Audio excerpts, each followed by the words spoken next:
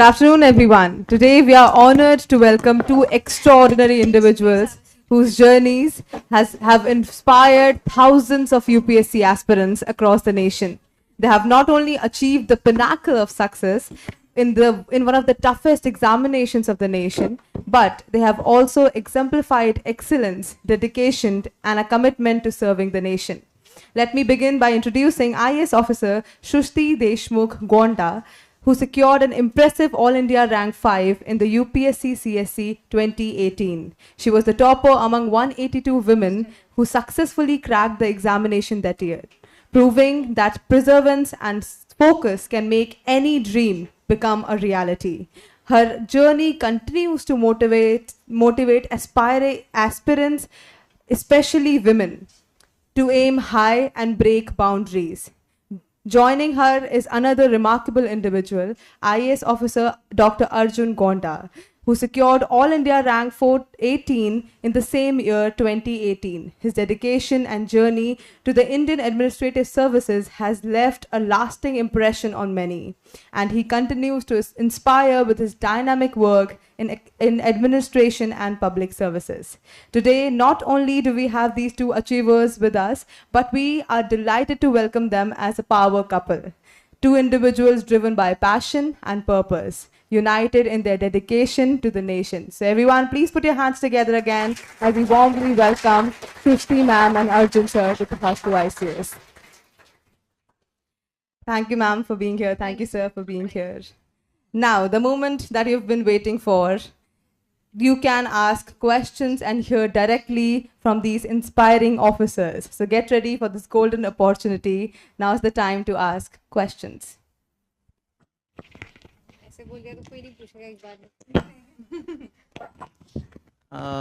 Good afternoon, everyone. So we are very delighted to be here, and thank you Tatastu team and Tanu ma'am to give us this opportunity to interact with you all. So I hope this is आप सारे BA students हैं, if I'm not wrong. So and you started civils or you are planning to prepare for civils. So we will take it as a very beginners वाला इसमें जाके लेके जाएंगे, and we'll keep it very interactive because आप बहुत सारे session देखे होंगे, बहुत सारे ऑनलाइन भी अवेलेबल है, हमारा ही है तो हम वही बोलेंगे यहाँ पे भी, but will try to keep it very interactive so that आपका जेन्यून जो डाउट्स है तो जो सबके लिए अप्लाई होती है तो that we will try to address here so that आपका कंसर्न्स उसमें विल वी कैन एड्रेस. ठीक है. Thank you so much, Tanu ma'am, and thank you for this introduction. Good afternoon, everyone, and I hope you all are well. Or you are students of BA program, I guess, and then you are doing an integrated UPSC preparation. Okay, so we are just here for a brief interaction with you people. So you can just throw your questions, and we'll try to answer as much as possible, whatever we know, according to that. है ना? So you raised your hand. So if anybody could pass on the mic to her, we can have one mic. That's enough. Hello, ma'am. Hello, sir. First of all, welcome you all. Welcome you too here. And we are like, I can't believe that you guys are here. So my question is that everyone tell us what to do, but I want to know that what should we not do? That's the more important thing, that what we should not do and what mistakes that, we should avoid. Okay, that is very correct. Please have a seat. सब लोग बताते हैं कि क्या करना चाहिए क्या नहीं करना चाहिए, वो पहले आप बताइए. So you know that's something when you also see your books, when you select your books for UPSC CSE, there are a number of books available, there's a number of material available, there's so many institutes, there's so many online sources. So you have to see कि you have to select on one or two things and stick to that. बहुत ज़्यादा भी sources का diversification में आप मत जाइए. जैसे आप BA अभी कर रहे हैं, आपकी कुछ सिलेबस की बुक्स होंगी और आपकी कुछ कोर UPSC की बुक्स होंगी, तो एक बार आप उसको डिसाइड कर लिया कि you know this is something authenticated, आपने अपने फैकल्टी से पूछ लिया कि you know is this book enough, ये इससे ये है, तो you stick to that book. तो what not to do is not to search for n number of sources, n number of materials, n number of notes, n number of things in the market. Whatever you have got, उसको पकड़ के रगड़ के revision करिए, वो आपके लिए ज़्यादा हेल्पफुल है rather than searching for greater materials. Other than the books and notes, if what not to do is कि don't leave a day without a plan. Always have a plan for the day. Always have a plan for the month, for the year, for the, जैसे आप year based चल रहे हो, आप अभी first year में हो, तो obviously you are not thinking कि नेक्स्ट ईयर मुझे पीएससी देना है, but obviously you would think कि मुझे 2 साल बाद देना है, 3 साल बाद देना है. तो अभी कैसे अभी मैं क्या कर सकती हूँ, आज मैं क्या कर सकती हूँ, आज के 1 घंटे में ऐसा क्या पढ़ सकती हूँ which actually will be helpful. And plan your day, don't leave your day unplanned, because उससे क्या होता है कि हम लोग जो मन में आया कर लिया, नहीं मन किया तो नहीं किया. when you tie yourself in a disciplined routine, it really helps bring out the good in you, and it really builds up the process. मतलब हर छोटे छोटे चीज़ से, हर छोटे छोटे स्टेप से ही आप आगे बढ़ेंगे towards your UPSC goal. तो हमेशा एक क्विक सेट रूटीन आप अपना बना के रखिए, कुछ एक सेट टारगेट्स अपने पास रखिए, so that will be good. Anything you want to add? Apart from that, what not to do, don't stress out. ठीक है, this is just an exam. तो आप इसको एग्ज़ाम की तरह ही देखें, because you are very beginner, तो मैं आपको बता रहा हूँ. And there are ample amount of guidance available in particularly in वारन. तो बहुत ज़्यादा सबका ना सुने, तो आप ये मत देखिए कि बगल वाला ये पढ़ रहा है तो मगर मैं नहीं पढ़ा हूँ वो ये सब, तो उसमें ना पढ़े. तो you just trust yourself, trust your own preparation. Don't compare yourself with others. You should compete with others, but at your own pace, and try to win your own battles पहले. तो उसके बाद then धीरे धीरे जाके once you have reached a certain level of preparation, then you can start peeking. तो ये आप you just trust yourself. तो एंड पैनिक होने का कोई ज़रूरत नहीं है. हो सकता है कि कभी कभी एक चैप्टर पढ़ने में आपको एक पूरा दिन पढ़े लगे, बट आप वो पढ़ रहे हो तो आपको समझ में आना चाहिए. That should be your goal. You should try to understand and internalize whatever you are reading. तो आपके दिमाग में बैठ जाना चाहिए एक बार. First reading and second reading में ये हो जाना चाहिए. And with every reading you will always improvise. भले आई हैव रेड एटलीस्ट, तो तो मैं Laxmikant is a general book which everybody studies, तो वो मैं एटलीस्ट 8-10 बार तो मैंने पढ़ा है 2 अटेम्प्ट में. With every reading I use to learn a bit more. I used to understand a bit more. तो with every revision you will improve. तो improvement के लिए हमेशा scope रहती है. and with every you should trust yourself कि मतलब हर revision में आपको और ज़्यादा समझ में आएगा concepts, और ज़्यादा आपको उसमें clarity मिलेगा. and इसमें थोड़ा आप negative forces जो रहते हैं, might be a friend, certain family members and all, उनसे थोड़ा negative influences से दूर रहे. and आपको मैं ये सजेस्ट करूँगा कि बिगिनिंग से ही आपको सोचना पड़ेगा कि आप एक अधिकारी हो, ऑफिसर बन गए हो, बट कहीं बताना मत बस. That is insanity and sanity में वही डिफरेंस है कि मतलब अगर किसी को बता के जाते नहीं मैं IAS ऑफिसर हूँ तो हंसेंगे, बट अंदर से आपको सोचना पड़ेगा. तभी जाके आपको प्रिपरेशन में या जो भी चीज़ें आप देखेंगे वो आपको एक ऑफिसर के पर्सपेक्टिव से आप सोच सकोगे. ठीक है. You should always think whatever you see, whatever the issues around you, whatever you read, should always analyse from a civil servant's perspective. ठीक है. वो आप डेवलप करिए, बट कहीं बताइए मत. तो these are very basic things which you should not do. Good morning, ma'am, and good morning, sir. Sir, I have 2 questions. First is career से related. आप लोग का जो सिविल सर्विस एग्ज़ाम में जो आप लोग का सबसे ज़्यादा चैलेंजिंग चीज़ रहा वो क्या रहा मतलब. और second question public service impact से रिलेटेड है कि आप लोग की काम से लोगों की ज़िंदगियों पे क्या असर पड़ता है. कोई ऐसा स्पेसिफिक स्टोरी जो आप शेयर कर सकते हैं. पहला क्वेश्चन कमिंग टू कैरियर, जो मतलब इफ नॉट सिविल सर्विस ना, वैसे पूछ रहे थे. अच्छा, प्रिपरेशन में मोस्ट चैलेंजिंग क्या था यार मेरे लिए? तो finding right materials was difficult because I was not taking formal coaching, I was working while I was preparing. तो मैं एक डिस्ट्रिक्ट लेवल इसमें I was working as a doctor, तो उसके साथ साथ आई वाज प्रिपेयरिंग. तो for me finding right guidance, right material, and उसमें उसमें थोड़ा सा it was difficult. But again, I was in touch with a couple of people who have cleared this exam or they have given an interview or something. Very few, so that मेरा guidance सही रहे, बहुत ज़्यादा over confusion ना create हो. तो that was my challenge, I would say. तो सृष्टि का?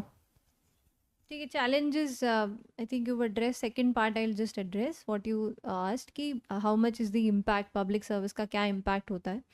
तो the best part about this job, what we have felt in the past 5 years, we've qualified in 2019. Our results came 1 year, we go into training, then we do probation in a district, then we are given independent postings. It's been 5 years. So what I have realized is the best part is that every single day is different. Every single day is an opportunity. Every single day you are in a position where you can make some decision or you can do something which can impact one life. And that one life which you are able to impact is your satisfaction for the day. अगर आप ये सोच के चल रहे हैं कि मैं पहले ही दिन इस पूरे शहर को बदल दूंगा, तो आप नहीं बदल सकते हैं. या मैं एक दिन में जाके इस गांव की पूरी स्थिति बदल दूंगी. यहाँ पे अगर घरों में टॉयलेट्स नहीं हैं, लोग ओपन डेफिकेशन करते हैं, तो मैं इसको एक दिन में जो है पूरा चेंज कर दूंगा, एक महीने में कर दूंगा. नहीं कर सकते हैं. Social life doesn't work like that. There are so many social challenges, there are so many economic challenges, बहुत सारी चीज़ें आती हैं आपके पास. लेकिन हर दिन आपको एक मौका ज़रूर मिलता है जब आप किसी एक व्यक्ति के लाइफ में कोई एक छोटा सा पॉजिटिव इम्पैक्ट ला पाएँ. और आप उस पोजीशन में होना कि हर दिन आप किसी एक व्यक्ति के लाइफ को छू पाएँ, बहुत बड़ी बात है. Every job doesn't give you that, and that I think is the X factor of this job. So wherever you are, in whichever cadre, किसी भी field में रहो, किसी भी service में रहो आप, especially in the administrative service, आप कहीं भी rural में हो, urban में हो, कहीं पर भी हो, you get a daily opportunity. So that's the X factor, and that is what motivates us daily. What else? Some online questions or anybody offline wants? Online questions. हाँ.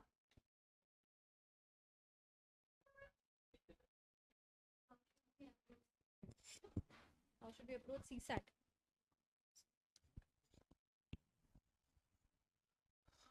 Coming to CSAT, in the recent year papers, particularly last 5-6 years, so you have seen it has grown tougher each year, and this year it was a bit on the average side, if not very tough, but last year it was really tough. तो ये मतलब बढ़ता ही जा रहा था कि the level of toughness. तो पहले हमारे समय में बहुत ज़्यादा we used to not prepare on for CSAT.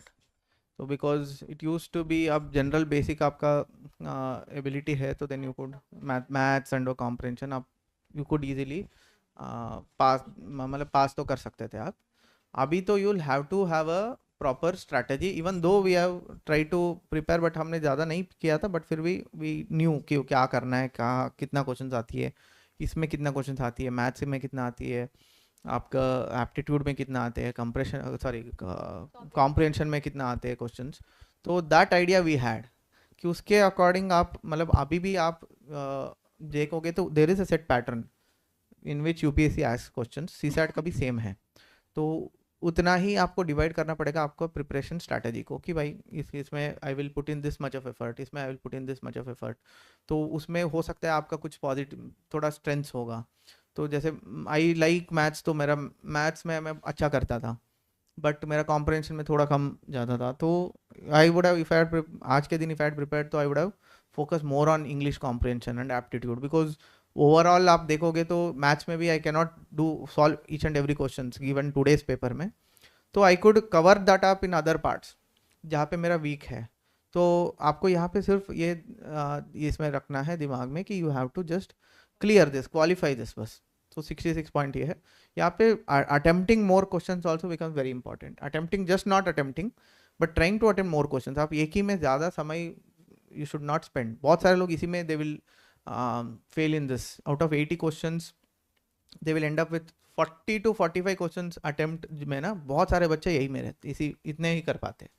But I would say that you should improve your practice इसमें, so that you will reach that 55 to 60 questions attempt करने के लेवल में आप पहुंच गए तो 100% आप इसमें क्लियर कर लोगे. तो अटेम्प्ट इन द सेंस आप प्रॉपर अटेम्प्ट करने का, तो वो एक स्ट्रैटेजी आप फॉलो कर सकते. फॉर नाउ इतना आप you just divide it according to your strengths and weaknesses and prepare according.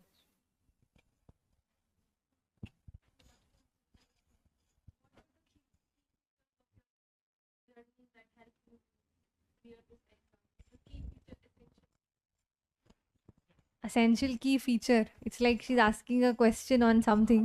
You don't prepare your journey like you're going to answer that in UPSC. So I don't know about key features, but so as I was starting, when I was starting में मैंने बोला कि planning, discipline, routine, time management. That is one of the most key features I think in my prep. And so I prepared along with my college. So like you guys are coming to do BA here, I was doing BE chemical engineering in Bhopal, and my classes used to be from morning 9 to like 5 in the evening. Then I used to come home half an hour, 1 hour by bus, and then I used to say attend classes for 2-3 hours when I was doing my foundation course for 7-8 months. And then when the classes got over, so I had the usual 9 to 5. I had to attempt the college ke papers also and things like that. So when you're managing 2-3 things together as you guys are, so time management becomes very important. You need to definitely channelize your time properly, minimize the distractions that you have in your preparation, so that you can invest the maximum amount of time, you can get the maximum amount of output. So I think for me the key feature was managing my time well. What was your key feature? My key feature was consistency. I tried to keep myself consistent. तो यहाँ पे भी मैं कुछ questions देख रहा था, कितने घंटे का पढ़ना है, how many hour should we study. तो ऐसे कुछ नहीं है, but you will have to study every day. So but एक basic minimum hours you should keep that in your mind. मेरा ऐसा था कि at least 6 hours I will have to study every day, and this is on a regular normal day. तो when I am busy, at least मैं इतना करता था कि एटलीस्ट न्यूज़पेपर में पढ़ता था, no matter where I was. तो I always try to do that day's current affairs which I don't, मतलब कोई बैकलॉग नहीं रखे. आप बुक्स तो बाद में पढ़ सकते हो, करंट अफेयर्स आप न्यूज़पेपर नेक्स्ट डे आप पढ़ने का मन नहीं होता है. कुछ लोग पढ़ते हैं कि 7 दिन का साथ में पढ़ना, वो सब करते हैं, but I use to not prefer that. उसी दिन का मैं I had to read that day, I had to update myself of that day's news. And this मतलब इट वॉज ओनली एक्सेप्शन कि मतलब मैं कुछ डे ऐसे ही I use to waste it on something else.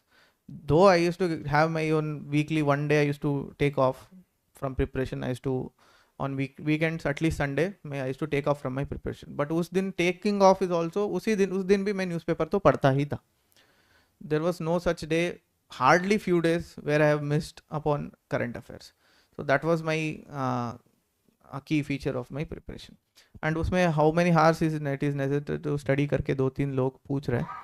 तो वही मैं बता रहा था, मिनिमम मैं मानता था कि 6 hours you will have to give. हाँ, later once you are into full time into preparation, minimum 6 hours you will have to give. But maximum there is no limit. But you should keep a limit that for your sleep, for your regular course, sleep तो at least 7-8 hours sleep आप ज़रूर करिएगा. You will not lose out on anything if you are studying for 20 hours a day. So you cannot be more efficient because it is a very long drawn process. वही हमारे MBBS के बाद अगर NEET PG के लिए पढ़ना होता तो इट्स 6 months में आपको एग्ज़ाम आ जाती है, तो आपको वहाँ पे you have to put in more hours. I have seen my friends studying 16 hours a day for complete 6 months because it is a fix time कि 6 महीने में आपको एग्ज़ाम लिखना है. उसमें आपको क्लियर मतलब कुछ ना कुछ रैंक तो आएगा ही. You have to improve upon that. This is not like that. यहाँ पे you will have to keep be consistent, be interested in this, and you have to take it for couple of years minimum first attempt के लिए. तो इसलिए minimum 6-8 hours के हिसाब से आप पढ़ना आप करिएगा. ठीक, thank you. So, ma'am, is there any dark side of preparing for UPSC, and also is there any dark side as being a civil servant? Okay, so what dark side you will address? The dark side is the thought that thought process that कि भाई this is end in itself, तो don't have that, this is just an exam. आप एक exam जैसे ही ले तो आपको लग रहा होगा कि इन्होंने क्लियर कर लिया इसलिए ऐसे बोल रहे हैं, तो आपको भी लग रहा होगा, बट मेरे दिमाग में तो आई हैव डिसाइडेड कि मैं इस अटेम्प्ट को 3 ही अटेम्प्ट में दूंगा. तो 3 अटेम्प्ट में मेरा डिसाइडेड था. If I not qualified also I have gone into my major, जो MBBS के बाद MD के लिए मैं पढ़ने के लिए तैयार था. तो 3 अटेम्प्ट मेरे दिमाग में रख के बैठा था. If I had attempted given any interview I would have given one more attempt. तो you have to treat this as an exam. तो this is just a means to an end, this is not an end in itself. इसके बाद भी even आप मान लो कि sometimes few after genuine hard work many might not qualify. You have to trust that you have something bigger and better destiny awaiting for yourself. कि बहुत ज़्यादा you should not take this upon your mind कि भाई मुझे कुछ भी करके मुझे यही बनना है वही बनना है करके. But you do your honest work. You should मतलब honesty खुद के लिए रहना चाहिए. You should do justice to yourself. आप यहाँ पे जो भी आए हो या पढ़ रहे हो तो you should do justice to yourself and your preparation. तो उसके बाद रिजल्ट्स का अगेन स्ट्रैटेजिकली अगर करें तो मोस्टली एटलीस्ट प्रीलिम्स मेंस तो आराम से आप क्लियर कर पाओगे. उसके बाद कुछ एटलीस्ट 20-25% तो मैं मानता हूँ यार luck will play a role. 25 उससे भी ज़्यादा, because so many are equally capable. बहुत सारे बच्चे इक्वली पढ़े रहते. उस दिन का क्या होगा, we are lucky to be here. अगर उस दिन प्रीलिम्स के दिन मान लो कि मेरा I had 10-12 marks more than cut off, तो मान लो कि मैंने 4 क्वेश्चन गलत कर दिया था, I would have been out of prelims. मैं यहाँ पे आज उसके बाद नेक्स्ट अटेम्प्ट में प्रीलिम्स क्लियर कर पाता कि नहीं पता नहीं. तो we are here with hard work and same luck has played इस रोल. तो you should trust your own effort. आप कर लो, उसके बाद then rest leave it to the god. But बहुत ज़्यादा दिमाग में लेने का ज़रूरत नहीं है. Yes, and dark side of the job, not dark side, but yeah, there are a lot of pitfalls that come. You are posted in initial years में you will be posted in rural areas. बहुत ज़्यादा कुछ वहाँ पे available नहीं होता है. तो जो दिल्ली से आप यहाँ से निकलते से ही नीचे you will find so many shops, so many things to go around, do this, do that. That is not the life of rural India even today. And it's very silent, it's very on its own, it's a different life in countryside, as they say. So you live with those people, you understand them, you understand their life. That's a different side to understanding civil service. And obviously it impacts your personal life in different ways. There are different work pressures. तो वो जैसे किसी भी अलग job में कुछ pitfalls होते हैं, कुछ बहुत अच्छे positives होते हैं, वैसे ही civil service के job में भी हैं. That's what as he was telling, it's a job, it's a service, it's a job that you choose, it's a life that you choose. So take it with that. And obviously it's not the end in itself, it's a means to an end, right? आपको बहुत they say no grass is always greener on the other side. It's very true. यहाँ पे भी we have our own challenges. बहुत सारे challenges हैं. ऐसे नहीं कि मतलब जो भी आप देखते हो सोशल मीडिया में and all, it's all over hyped. ठीक है, तो एंड बहुत सारे लोग वीडियोस बना के डालते हुए सब, it's all over hyped. Don't get influenced by that.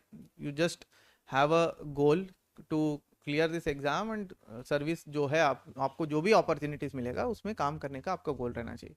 बाकी सारे जो ग्लैमर जो है, so that should not be your motivation. तो आप उससे दूरी रहे. बिकॉज वी आर ऑल्सो, मैं तो खुद मैं ऑनलाइन से ही पढ़ा हूँ. बहुत सारे मैं यूट्यूब में ऐसे सेशंस, इसलिए मैं सेशंस लेता हूँ because I have also learned like this only. I have also seen so many toppers का sessions and I use to only take what is required. तो ग्लैमर वैमर आप छोड़ दीजिए, वो अपना गोल नहीं होना चाहिए. ठीक, थैंक यू. फर्स्ट बेंच वाला को चांस देते हैं.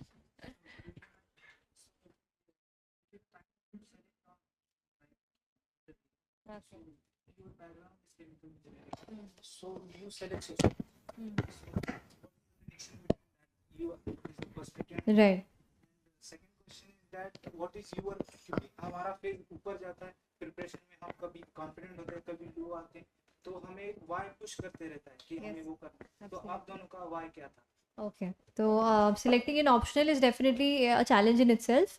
आपको लगता है कि आप मेजर्स किसी में कर रहे हैं तो क्या आप वही सब्जेक्ट अपना चूज़ करें फॉर दी ऑप्शनल. तो ऑप्शनल के लिए फर्स्ट थिंग्स फर्स्ट ध्यान रखिए कि you should be definitely interested in that subject. अगर आप आर्ट सब्जेक्ट चूज़ करें तो you'll have to study till the masters level. अगर आप टेक्निकल सब्जेक्ट पढ़ रहे हैं तो ग्रेजुएशन बेस्ड लेवल तक के क्वेश्चंस आपको अटेम्प्ट करने पड़ेंगे इन द ऑप्शनल पेपर. सो आप हम कुछ नहीं कि तो आप 2-3 पेपर्स होंगे जिसमें you would be getting confused कि पॉलिटिकल साइंस, सोशोलॉजी, पबैड, this that everything. 3-4 you might have chosen out of your this thing. What I would recommend is कि go through the syllabus of those papers and go through the previous year questions. Just see कि किस type के flavour के question पूछे जाते हैं, कितना depth में पूछा जाता है, एग्जैक्टली क्या पूछा जाता है. तो आपको अपने ऑप्शनल को एटलीस्ट कुछ नहीं तो 3 to 4 months इन डेप्थ देना ही पड़ेगा. तो are you ready to put in that much effort specifically for that subject? क्या आपको वो इतना अच्छा पसंद आ रहा है? दूसरा, क्या उसमें कोई गाइडेंस अवेलेबल है? क्या कोई बुक्स हैं? आपने कोई ऐसा पेपर चुना जिसमें बहुत ज़्यादा गाइडेंस यूपीएससी के लिए अवेलेबल नहीं है, तो it will be a challenge for you. एक एडेड चैलेंज को लेकर के आप चल रहे होंगे. तो take something which you have good easy guidance available. And definitely scoring को बहुत ज़्यादा नहीं देखना है कि इसका सबसे ज़्यादा स्कोर आता है तो ये वाला सब्जेक्ट चुन लें. आई बिलीव कि आप अगर अच्छा पढ़ते हैं तो मैथमेटिक्स ऑप्शनल के टॉपर्स निकलते हैं बहुत सारे. इसमें ऑप्शनल्स में बहुत अच्छा लोग करते हैं. That is because they love the subject and they have caught कि यूपीएससी में कैसे इसको पढ़ना है. तो those should be your factors.